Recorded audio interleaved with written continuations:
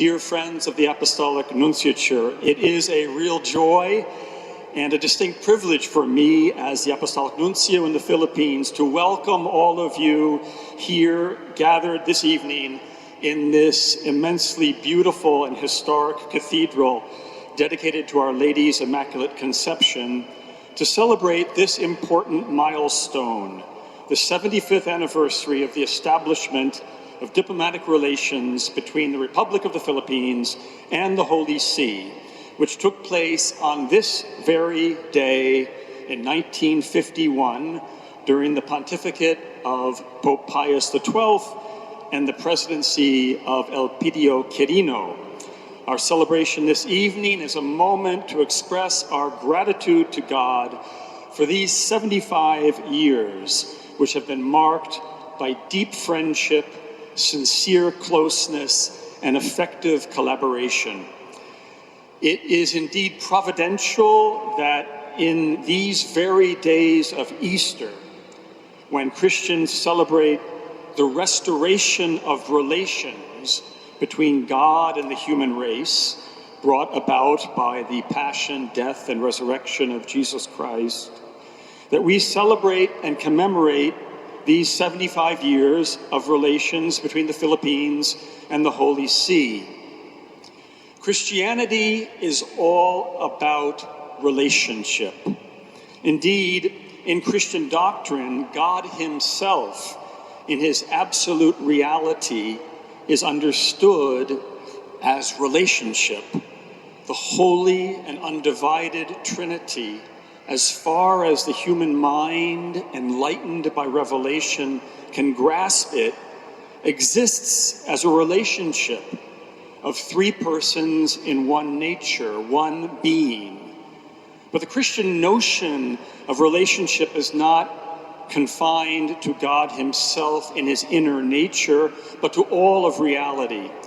As Pope Francis wrote in his encyclical letter Laudato Si, human life itself is grounded in three fundamental and closely intertwined relationships: with God, with our neighbor, and with the earth itself. The first of these relationships, our relationship with God, has been repaired and transformed by the mysteries we celebrated last week and continue to celebrate this week, the passion, death, and resurrection of God-made man, Jesus Christ. Our celebration this evening, however, focuses our attention on the second of these relationships mentioned by Pope Francis, our relationship with our neighbor. In the Gospels, especially in the parable of the Good Samaritan, Jesus teaches us that every human being is our neighbor. In our first reading this evening, St. Peter heals a crippled man in Jerusalem, looking intently at him and seeing and recognizing in him truly a neighbor in need of healing. For Christians, then, the restored relations with God in Christ, which we experience, call us, indeed impel us, to seek restored relations with all of humanity. And that indeed was the source of the Church's missionary impulse. St. Peter, who is mentioned in both readings this evening, the first reading and the Gospel, went to Rome, where he was martyred. Other apostles went to what is now Turkey and to India. And it was from Rome that St. Peter's successors, the popes, began to send diplomatic emissaries throughout the world, precisely to create and maintain relationships. In the first millennium, the first 1,000 years of church history, the Pope sent envoys to the imperial court in Constantinople. These emissaries, in a certain sense, were the first nuncios. Later in the second millennium, it was the Holy See that hosted the first permanent embassy in history of one state to another, the embassy of the Kingdom of Spain to the Holy See, which dates from 1480 and which still exists today in the square named for it in Rome, which many of you have visited, the Piazza di Spagna. Here in the Philippines, when the nation ceased to be under Spanish control in 1898, the Holy See began to send a series of representatives to Manila. But these representatives, who were called apostolic delegates, did not have diplomatic status, as the Philippines was not yet a fully sovereign state. In 1946, however, when the Philippines achieved sovereignty, the process began, which resulted in the establishment of diplomatic relations with other nations in the world and with the Holy See, which took place, as I've said, on this day, April 8th, 1951, and was followed by the appointment just 24 hours later of the first Apostolic Nuncio to the Philippines, His Excellency Archbishop Egidio Vannozzi. On the Philippine side, His Excellency Manuel V. Moran, who was then Philippine ambassador to Spain, was appointed as the first Philippine ambassador to the Holy See. A couple months later, on June 21st of that year, the new nuncio presented his letters of credence to President Quirino in Malacañang Palace. In his speech that day, Archbishop Vannozzi expressed, and I quote, his utmost confidence in the future of this archipelago. Knowing as I do, he said, the innate virtue of the Filipino people, their religious faith, their wonderful family traditions, their profound love for the freedom and independence of their country, the nuncio said, I feel sure that with the help of God, this young republic will overcome its internal difficulties which today confront more or less all the nations of the world, great and small, old and young, end of quotation. The nuncio's words were well chosen, and they remain true today.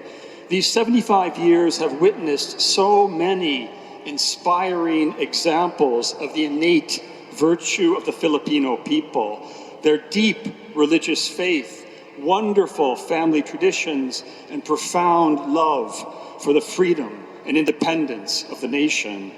The Holy See continues to support the Philippines in these crucial areas of national life. And on the level of our diplomatic relations, these 75 years have indeed been most fruitful. We remember this evening the 4 historic visits of the popes to the Philippines: Pope St. Paul VI in 1970, Pope St. John Paul II in 1981 and 1995, and most recently, Pope Francis in 2015. We think of the many presidents of the Philippines who have made official visits to the Holy Father in Rome. We remember with particular gratitude this evening the attendance of President Ferdinand R. Marcos Jr. and First Lady Lisa Araneta Marcos at the funeral mass of Pope Francis almost 1 year ago at this time. As President Marcos said on that occasion, his attendance at the funeral of Pope Francis was, and I quote the President, a gesture of deep respect from one of the world's most faithful nations to a Pope who touched the hearts of millions. And so this evening we thank God for these 75 years of diplomatic relations, and we look forward in confidence to the future.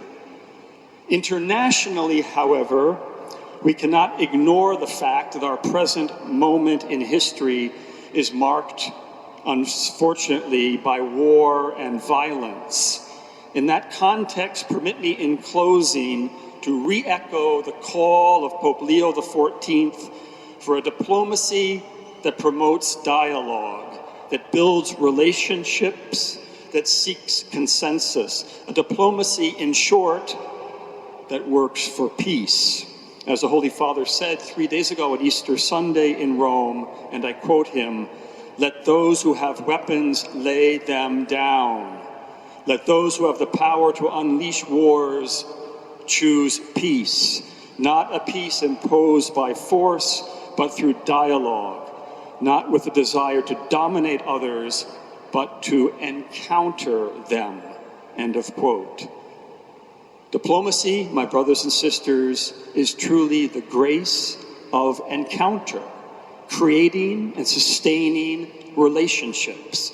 And that is what we celebrate with profound gratitude in our hearts this evening, the gift and the grace of 75 years of diplomatic relations between the Holy See and the Republic of the Philippines. We say, Deo gratias, thanks be to God.